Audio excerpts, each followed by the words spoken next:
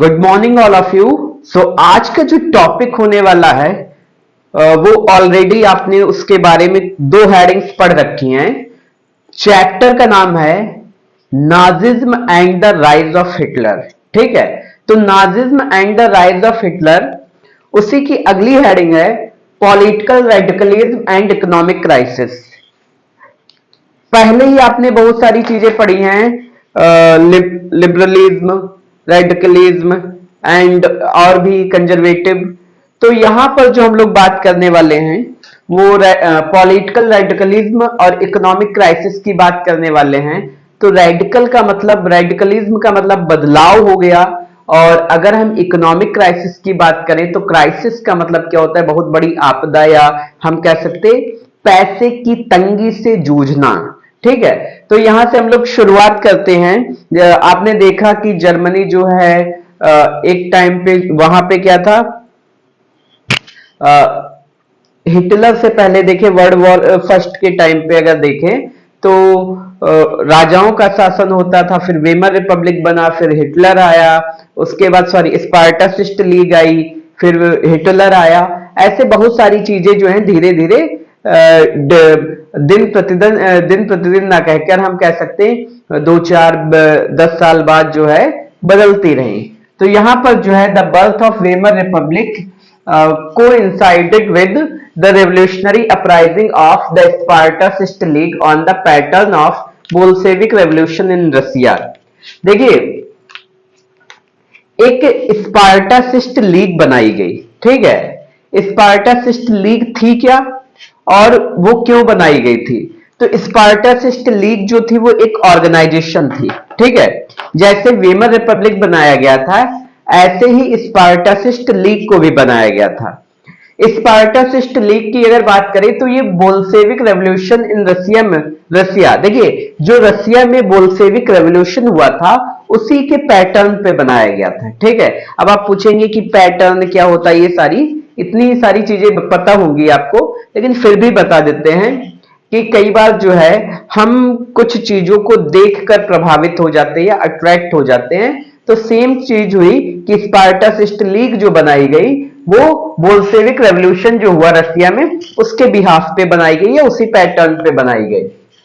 देखिए उसके बाद क्या होता है, Soviet workers and sellers were established in many cities. जो सोवियत वर्कर्स थे और जो सेलर्स थे, ठीक है, अब सोवियत का मतलब क्या होता है, सोवियत ऑफ वर्कर्स, सोवियत का मतलब होता है ग्रुप। धीरे धीरे क्या बनना शुरू हो गया, ग्रुप्स बनने शुरू हो गए, किसके, सेलर्स के और वर्कर्स के।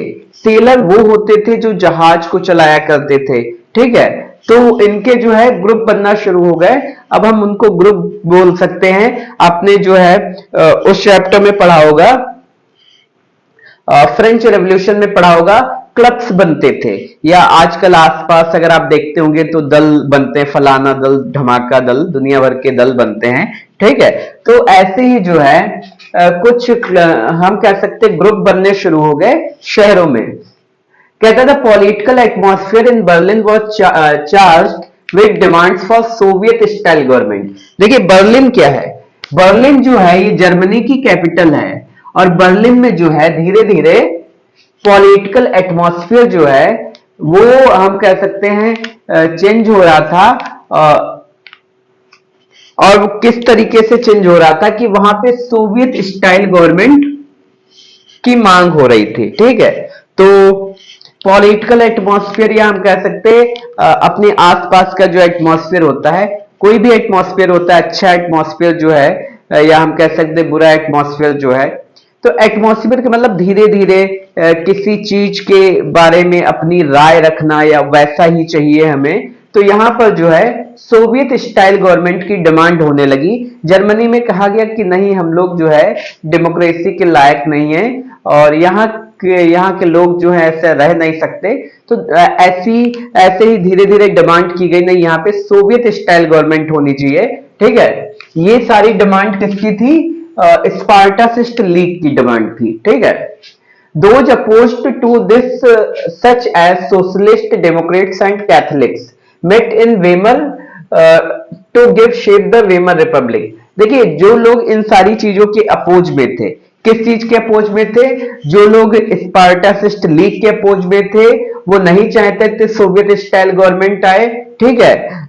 तो उन लोगों ने क्या किया कि एक मीटिंग रखी, और जिसमें कौन थे? सोशलिस्ट थे, डेमोक्रेट्स थे और कैथलिक्स थे, ठीक है। सोशलिस्ट थे, डेमोक्रेट्स थे और कैथलिक्स थे। कौन कौन थे? सोशलिस्ट, डेमोक्रेट्स और कैथलिक्स थे। अब इसके बाद क्या होता है? The Weimar Republic crushed the uprising of the help of war veterans.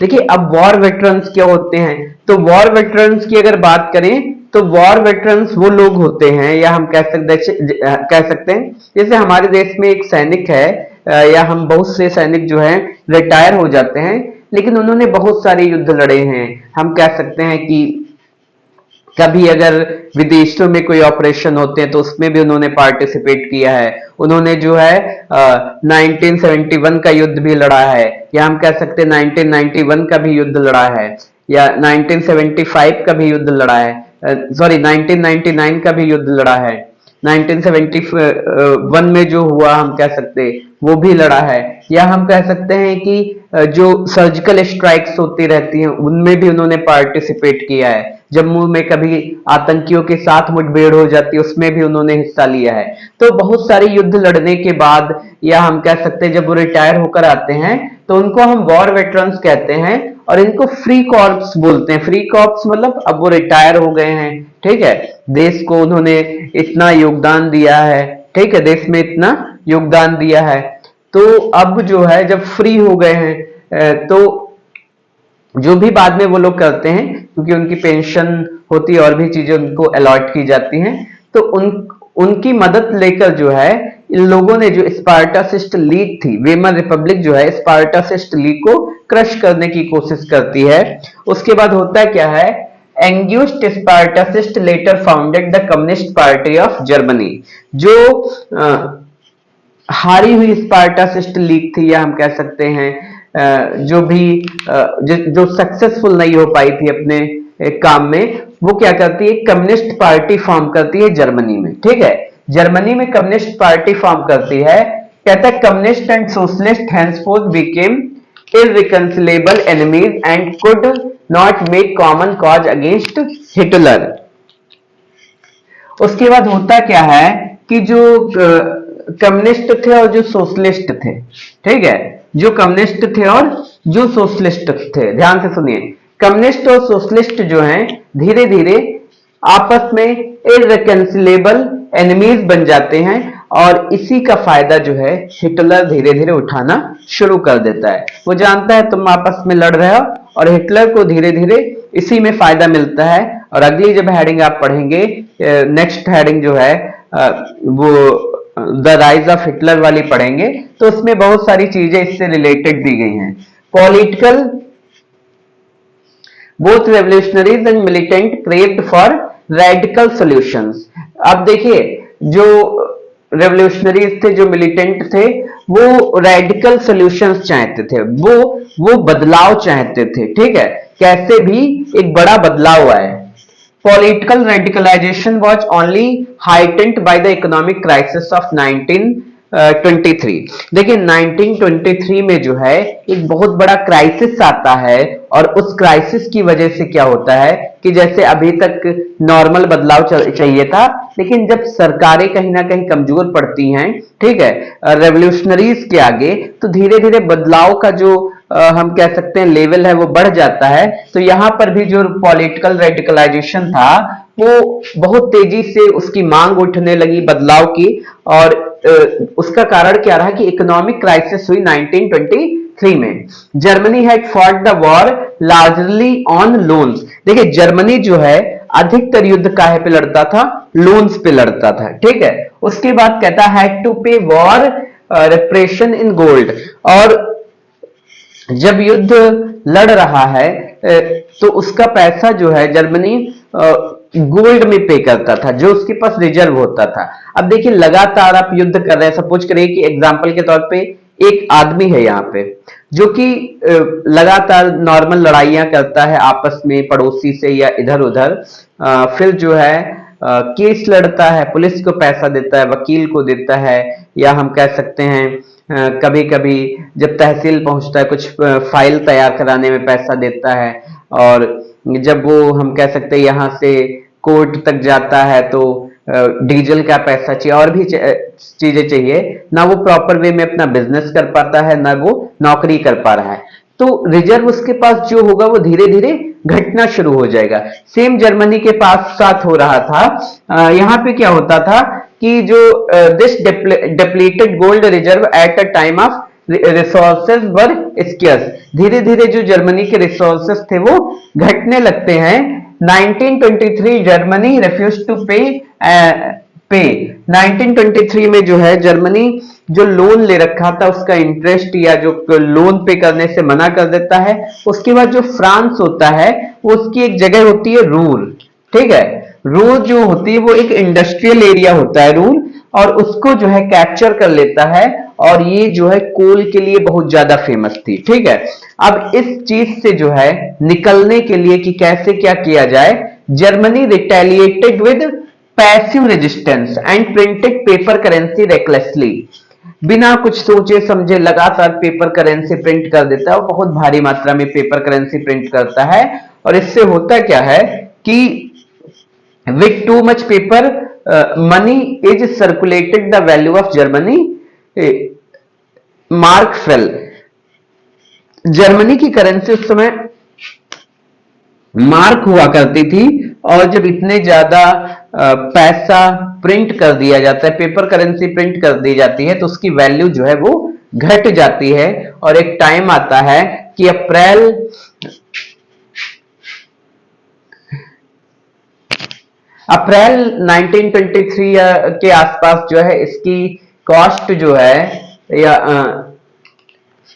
$1 की कॉस्ट जो है वो 24,000 मार्क हो जाती, 24,000 मार्क हो जाती है $1 की। Dollar equal to 24,000 mark. जुलाई में वही क्या हो जाती, 3,35,000 मार्क्स, ठीक है। उसके बाद जो है अगस्त में वही हो जाती है 46,21,000 मार्क, और दिसंबर में जो है 9,88,60,000 मार्क हो जाती है, और ऐसे कहते हैं कि ट्रिलियन में भी पहुंच जाती है। तो बहुत ज्यादा उसकी वैल्यू घट जाती है। उसके बाद क्या होता है, this crisis to be known as hyper inflation, और इसको नाम दिया जाता है hyper inflation, a situation when price rises phenomenally high. Hyper inflation इसको नाम दिया जाता है, और हाइपर इन्फ्लेशन नाम देने का कारण क्या है कि प्राइस जो है वो बड़ी तेजी से बूस्ट करता है, ठीक है। चीजों की कीमतें बड़ी तेजी से बढ़ जाती हैं। The American intervened and bailed Germany out of the crisis by introducing the Dawes plan. अब देखिए इस चीज में कौन इसकी मदद करता है, अमेरिका इसकी मदद करता है, एक दावेस प्लान लॉन्च करता है। और दावेस प्लान होता क्या है कि अमेरिका जर्मनी को छोटे छोटे लोन्स देता है, और जिससे वो है छोटे छोटे लोन्स देकर उसके इंडस्ट्रियल डेवलपमेंट में मदद करता है, और ऐसे जर्मनी धीरे धीरे निकलने लगता है बाहर। लेकिन बाद में क्या होता है, अमेरिका में भी एक इकोनॉमिक क्राइसिस होती है, वॉल स्ट्रीट एक्सचेंज जो है उसका क्रैश हो जाता है, और उसके बाद जर्मनी की हालत बहुत खराब होती है। और फिर क्या होता है कि हिटलर जो है उसी समय बड़ी तेजी से राइज करता है, और वहां का तानाशाह बन जाता है। इसकी बात हम आगे करने वाले हैं, तो अभी के लिए इतना ही। Good bye.